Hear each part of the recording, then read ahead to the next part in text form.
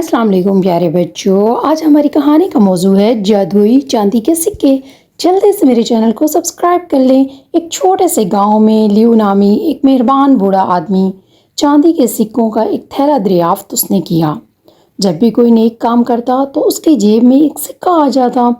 لیو نے گاؤں والوں کو سکے دیے اور جلد ہی وہ ہر طرف مہربانی پھیلانے لگا۔ ایما نے اپنی ماں کی مدد کی اور ایک سکہ نمودار ہوا۔ میکس نے اپنے کھلونے بانٹ دیے اور ایک سکہ نمودار ہوا۔ دیہاتی سکوں کا استعمال بھوکوں کے لیے کھانا اور اکیلے لوگوں کے لیے کھلونے خریدنے کے لیے کرتے تھے۔ جیسے جیسے مہربانی بڑھتی گئی، سکے بھی بڑھتے گئے۔ گاؤں والوں نے سمجھ لیا کہ اصل جادو ان کے اچھے کاموں میں ہے، سکوں میں نہیں۔ وہ ایک دوسرے کی مدد کرتے رہے اور گاؤں ایک خوشحال کن جگہ بن گیا۔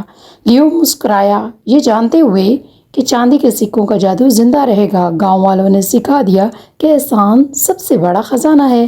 جی بچوں، کیسی لگی آپ کو میری کہانی؟ اگر آپ کو میری ویڈیو اچھی لگی ہو تو پلیز میرے چینل کو سبسکرائب کیجیے، میری ویڈیو کو لائک اور شیئر کیجیے۔ شکریہ۔